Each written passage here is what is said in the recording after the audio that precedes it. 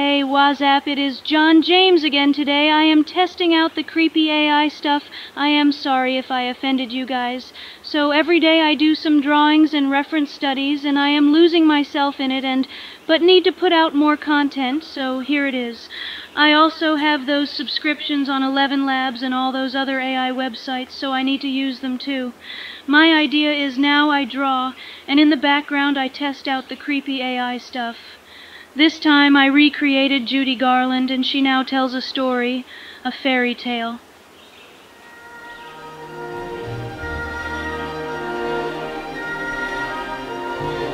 The story of the youth who went forth to learn what fear was.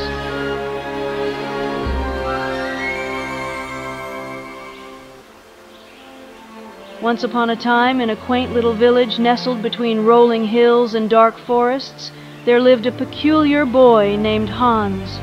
Now, Hans wasn't like the other children in the village. While they would shiver and gasp at ghost stories, Hans would simply shrug and say, "I wish I knew what it was to be afraid." His father, a poor woodcutter, often shook his head in bewilderment.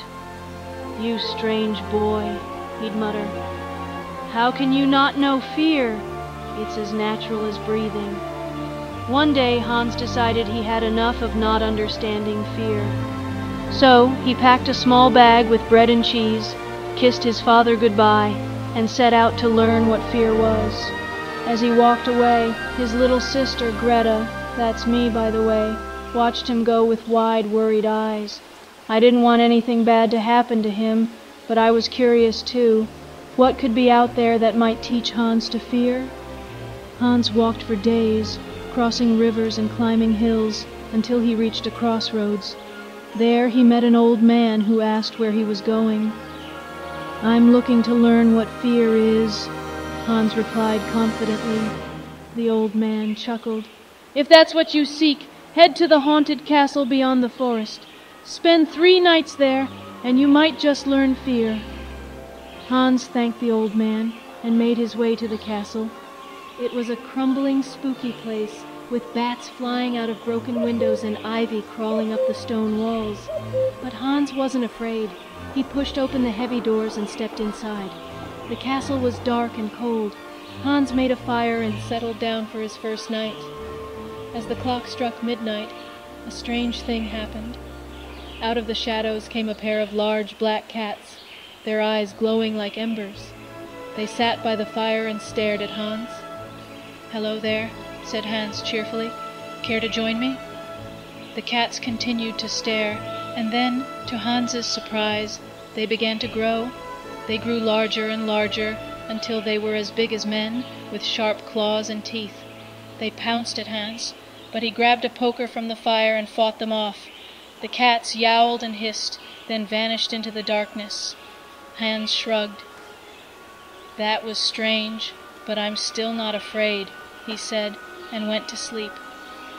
The second night, as the clock struck midnight, Hans heard a rumbling noise.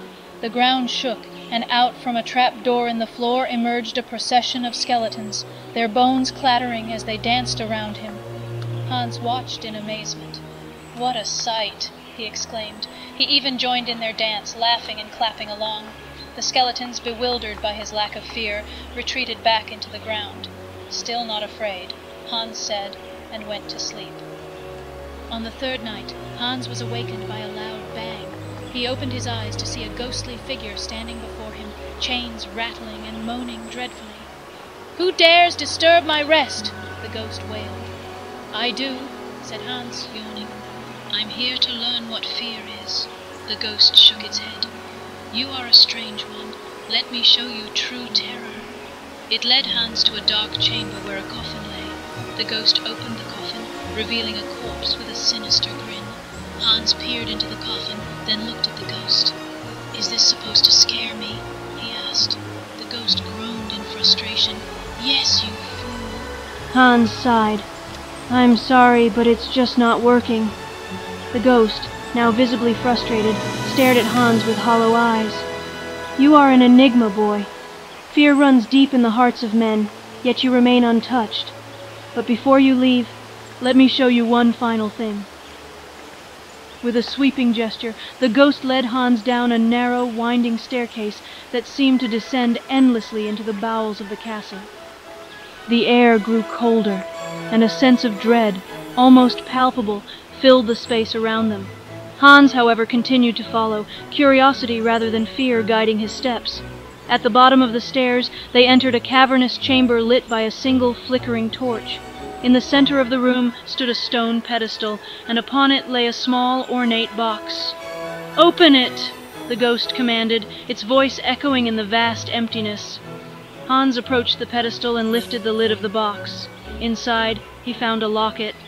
As he opened the locket, a soft, sorrowful melody began to play, filling the chamber with a hauntingly beautiful tune.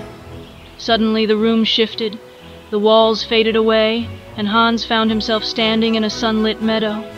Before him stood a young woman, her face kind and familiar. Hans realized it was his mother, who had passed away when he was very young. "Hans, my dear son," she spoke, her voice like a gentle breeze, "you have grown so much." "Mother," Hans whispered, his voice trembling.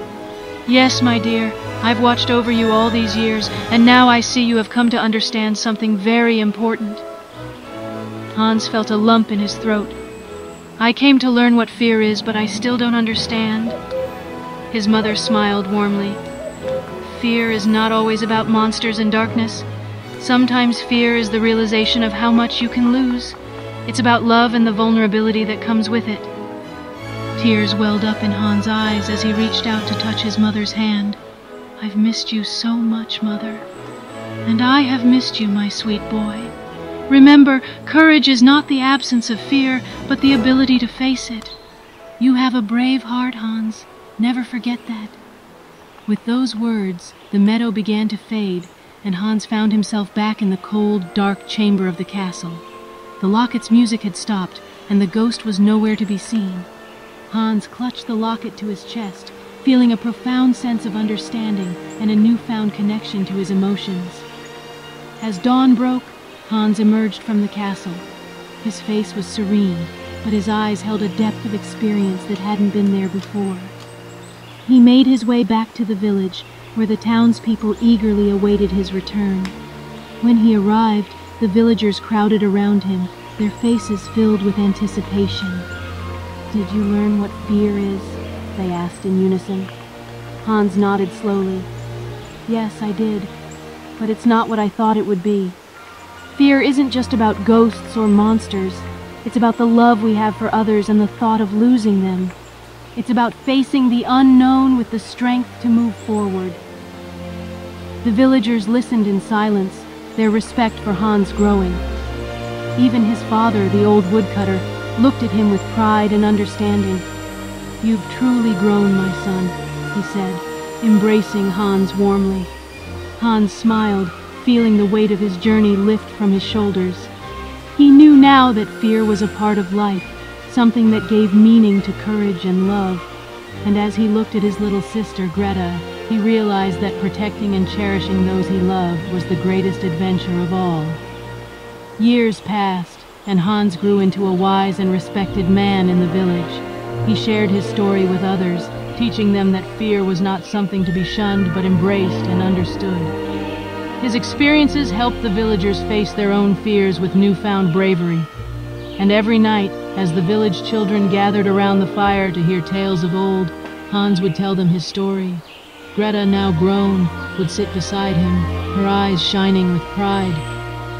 "Remember," Hans would say, "fear is a part of life, but with love and courage, we can face anything." And so, the legend of Hans, the boy who went forth to learn what fear was, became a cherished story passed down through generations.